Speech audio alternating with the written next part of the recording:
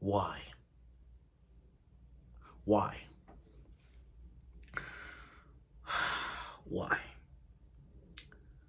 Hello, and welcome to the review of the Misanthrope teaches the class for Demi-Humans episode 4. Last week was about the wolf and how Isaki is going through like a split personality vibe, and we're having her split personality, telling her it's like an emotional breakdown for her. And I knew last week, after reviewing and covering this episode, I said to myself that this is gonna be one of those things where the teacher's gonna have to help these four going through serious and emotional problems. And this right here hits me to an all-time low. It's like, this is why when I watched these shows for the first time and I don't read the manga for base or light novel based off this show, I watch it. And then when I watch it, oh God, this hits me. This hits me. Like, I'll give you an example. When I first watched Angel Beats, I cried. When I first watched Clannad, I cried. When I first watched To Your Eternity, I cried. Young Lion April, same thing. Anohana, same thing. They just tell me, go watch this show when I watched it. And then I'm looking at this episode, guys. I'm looking at this. And I said, this hits me. Like, you could cry off of this episode. I kid you not. You could feel something and you can. Now, the rabbit, Usami, let me tell you this. First time I saw her, I didn't really think much about her. In fact, I didn't really think about anything about her. All I know is that she wants to be cuddled like humans. She wants to be interactive with humans so she can be loved with humans. Okay, that's your reason. Okay. But every one of these monster girls have a reason as to why these demi-humans wants to interact with them. Okay. So we got a little glimpse of it. From the wolf, for example, and her reasons. Now we get into the rabbit story, and I'm like, why? Y'all want me to do a review on this crying. Feel sad. And I'm gonna tell you right now, I feel sad for the rabbit. I really do. I really do.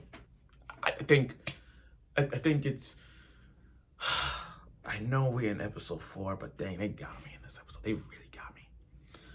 And this is just one of them. So without further ado, let's get right to it, the review of the show.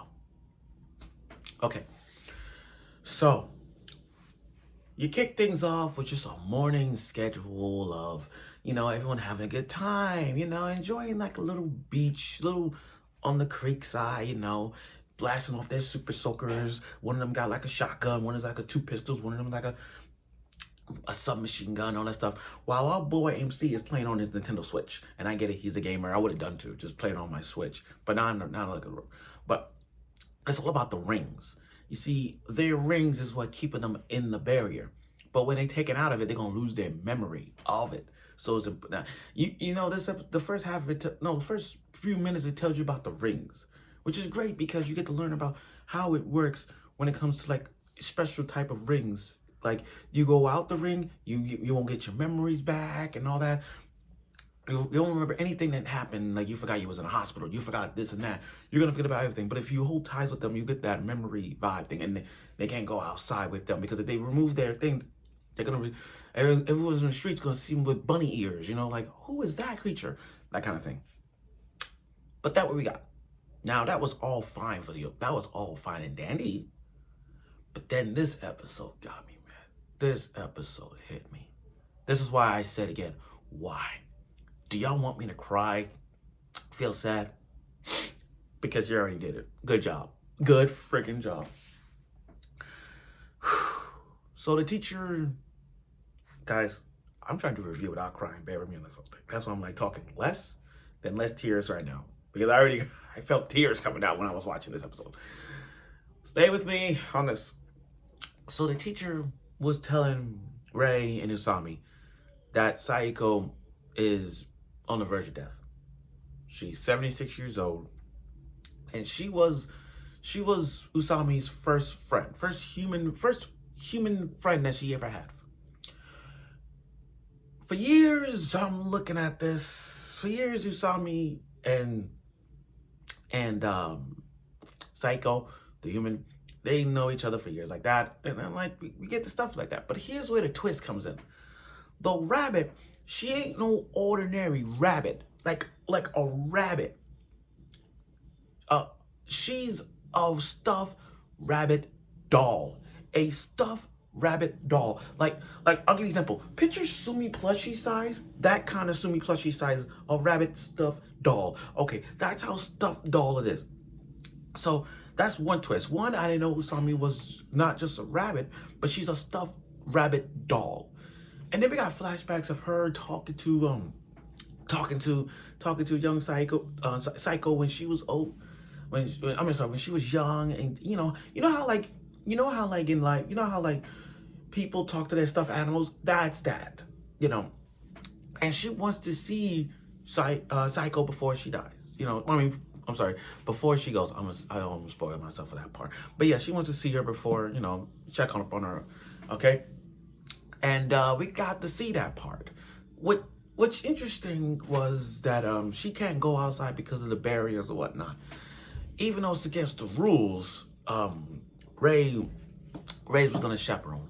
But then again, we got a little bit of flashbacks from him because he put misery on one of the students, which I hope we're gonna. I think we're gonna see that student, the same one, later on. I mean, I think the opening kind of gave it away, but that's not really important. That's not important. That's not really important. So, Ray took Usami to the real world, and she gets to visit. She get to visit Psycho. She get to visit Psycho, 76-year-old Psycho. Now she couldn't remember her. She could not remember her until we got to see. Until like when Usami brought up the name and she took off her hat for the first time, showing off her rabbit ears and the hairpin. It was so emotional just seeing you. It's like I'm gonna compare this to a scenario that should happen in the future. Toy Story. Toy Story. Can you imagine Andy? I know it's kind of weird saying this, but can you imagine Andy in a hospital bed and you see a young Woody? Let's say Woody was like a stuffed action figure, like a stuffed action figure about this thing, and then he ends up going to the hospital to see Andy. You see what I'm saying? It's like that. I know it's kind of weird comparing that, but you can picture that. But again, Usami was reunited with Psycho, and it was a blessing scene to reunite with her for all this time. You see, Usami, in the beginning, she wants to become a human to repay her kindness. And we got to see that when we saw she paid her kindness to Psycho, telling about like she wants to see her again. She wants to visit her one more time. She wants to be with her for the long run. But no. Psycho has a month to live. When I saw that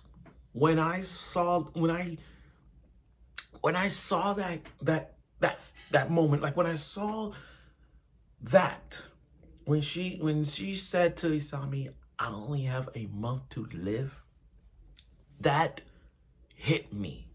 Because I felt a tear coming down when she only got a month to live. And what hurts and what makes it so good was that she was able to find kindness thanks to Usami. So it was because of Usami that she was able to find kindness throughout all these years. It's like Up. You know the Disney movie, the Pixar movie Up? Remember the movie Up? Where everything was an adventure? But the old man look at all the albums of everything about him and his wife. And in that last part, it says, thank you for the adventure, now make a new one. So it's like, it's been one adventure after another for Usami, and Usami gave Seiko the best adventures that she ever had in her life. Now that she's a month away, it's like, thank you for everything you gave me. Everything. and there's no turning back on it. And then you got to see them crying, and she's Sami's leaving, but Seiko got her hand reached out. It's like, you'll always be with me. You know, that kind of thing hits me. Stuff like that hits me. Like, oh my God, like, I'm sorry. Stuff like that hits me when it's like, it just does. It just does. Now it's because of Ray helping Usami. Now she has another goal. She wants to become a doctor. That's her goal. She wants to become a doctor. And we're going to see that. Now, I know it's against the rules for Demi-Human and a Demi-Human go to the real world. Yeah, she got suspended for a week. Okay. Yeah, Ray's pay cut was short. But at the end of the day, she was able to help out Ray. I mean, Ray was able to help out Usami in the plethora of matters. There's no question about it. Overall, though, this was you could say this, I'm going to say a tear-jerking episode.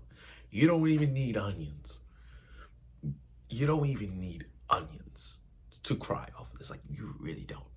But this does. But the development of Usami has now got, and I hope that we're gonna see more developments of the other two. But again, this episode hit me so hard, especially from Usami's life now.